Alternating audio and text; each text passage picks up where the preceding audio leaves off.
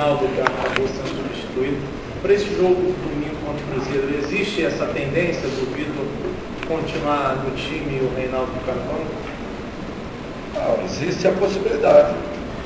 Eles estão todos aí na frente, realmente buscando um lugar no time.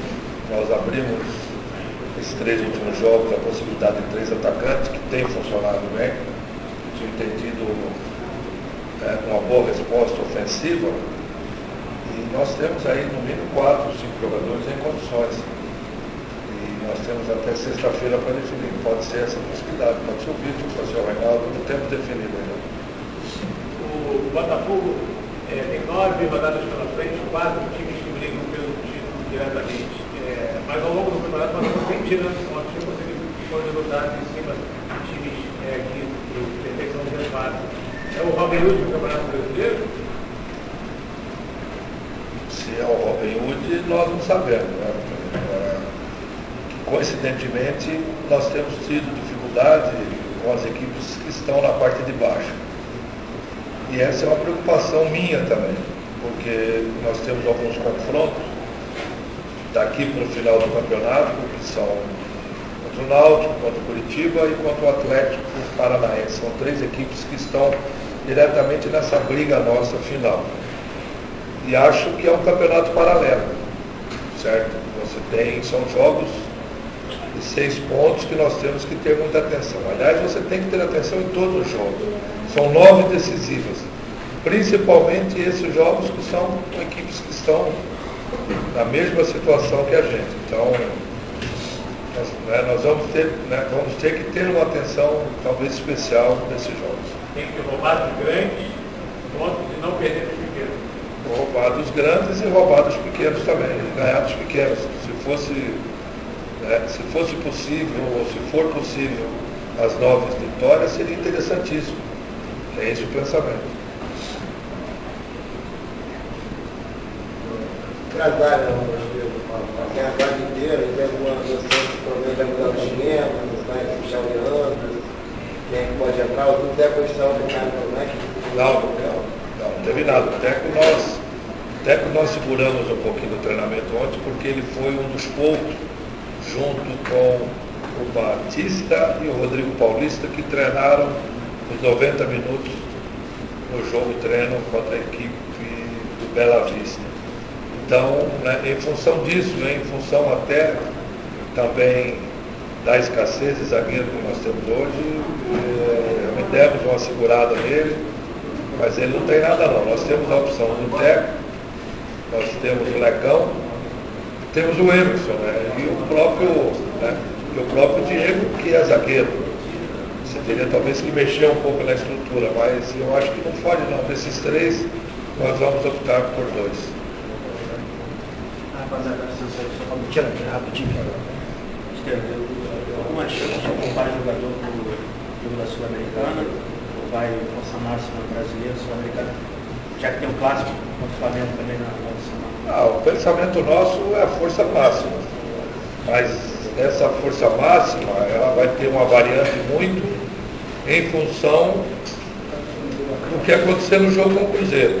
Nós temos já pré-marcado uma reunião que é pós-jogo no Mineirão. Chegando no hotel, isso foi definido ontem numa reunião com o Departamento de Futebol, que após o jogo no Mineirão, chegando no hotel, após o jantar, nós vamos nos reunir, a comissão técnica do Departamento de Futebol, em cima disso, analisarmos quem vai estar suspenso, se porventura estiver alguém suspenso no jogo do Flamengo, fazer uma avaliação médica, em cima disso, nós analisarmos quem tem condição de ir para o jogo da Sul-Americana. A Sul-Americana é importante, eu acho que é importantíssimo o título, mas nós não podemos descuidar do Campeonato Brasileiro. E talvez hoje nós estamos vivendo, uma semana que vem nós poderemos estar vivendo aquela mesma situação que vivemos no jogo do Atlético Paranaense, lá em Curitiba. Acho que diferentemente, eu acho difícil você poupar 8, 9 jogadores. Mas a gente não descarta a possibilidade de um ou outro atleta que tiver um pouco mais desgastado, ou que já vem numa sequência de jogos como se diz na gíria do futebol, que vem no fio da navalha, a gente segurar um pouquinho, até porque a sequência é muito forte, né? Nós temos o Flamengo, nós temos o Náutico e temos o Inter em Porto Alegre. Mas de antemão você já pensa em algum jogador que possa estar nessa situação? É como eu falei, isso tudo nós temos um raio-x do time. Eu tenho, certo? O departamento médico tem, a fisiologia tem, o departamento físico tem. Mas nós não podemos falar, até porque nós temos uma partida. Em cima dessa partida, né, depende do que acontecer, nós temos alguns jogadores pendurados também. Em cima do que acontecer com os problemas de cartões, com o problema de cartões. Em cima do estado atlético, físico de alguns atletas, nós vamos definir, né, os 19 jogadores que vão viajar para o Paraguai já na segunda-feira. Vão para São Paulo, Pernambuco, e na terça-feira embarca para Assunção. Depois do tempo da partida, na partida contra a Bahia, o árbitro até acabou incluindo na súmula da partida, porque até se desculpou pela situação, ter sido expulso, não teria acontecido isso na carreira. Eu queria saber de vocês, tem algum receio de ser punido e toda essa academia, ou coisa do tipo? Não, eu não tenho. Né? Primeiro porque foi uma situação, talvez, claro, que diz respeito ao árbitro. Acho que todos nós, né, inclusive vocês da imprensa, tem que se posicionar nos seus determinados lugares, nos seus devidos lugares. E eu também, eu estou ali para acomodar o time, e se tiver algum problema eu chamo, certo, para o quarto árbitro, converso com ele, ou coisa parecida. Você tem até a opção de fazer, de repente, uma reclamação por escrito, isso está na regra do jogo. Agora, a minha atitude ela foi muito forte, até em função, talvez, porque o Botafogo já passou com a arbitragem dentro do Engenhão, né, e até pelo próprio lance, que foi o lance da falta, porque o atleta veio por trás do Guerreiro, o Guerreiro não estava vendo o jogador, isso eu constatei depois da televisão, certo? O atacante veio por trás dele, já tinha vindo a perna, o cara colocou a perna, mas foi uma interpretação do Bandeira. Eu no momento não falei nada com ele, falei apenas que ele havia errado, bate-palma. Talvez se ele considerou isso uma ironia, pode até ter sido. Eu sei que ele chamou o árbitro e de pronto, né, ele me expulsou, ele teria que expulsar o árbitro, mas ele falou, ele está fora, como se ele tivesse autoridade para isso. Ele nem consultou, nem pediu para o árbitro expulsar. E eu, felizmente, naquele momento, apesar de todo o nervoso que eu passei, eu me controlei e não dirigi nenhuma palavra, que fosse uma ofensa mais grave, um palavrão, que eu poderia carregar na súmula. Eu acho que a súmula, pelo que me falaram, o advogado do clube, a súmula está leve e a gente deve ser absorvido, não tem problema. Você acha que o futebol hoje está ficando está tentando moralizar muito o futebol? Se você, enfim, bateu palmo num gesto que o árbitro acreditou que foi um gesto irônico da sua parte, você acha que você não tinha direito de se expressar dessa maneira? Você acha que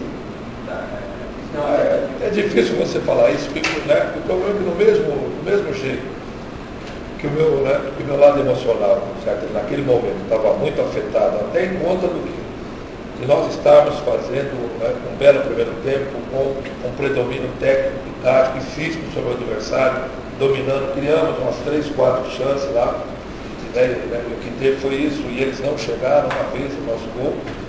E você vê seu time nessa situação, você toma um gol com, né, um erro de arbitragem, que todo mundo na televisão viu que foi falta, mas também não viu que o cara veio de trás, certo? O Guerreiro deu a perna, não viu o adversário, certo?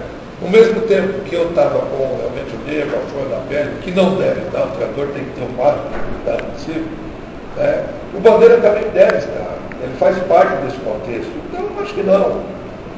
Eu acho que ele foi levado pela emoção também, por aquele momento de nervosismo. Eu acho que ele viu que ele errou, que ele evitou uma falta que acabou resultando num gol do adversário. Eu acho que a pressão psicológica dele deve ter sido muito grande também. Nossa, mas tem tranquilidade, é um fato que já passou. Eu espero que não se repita mais, pelo menos de minha parte.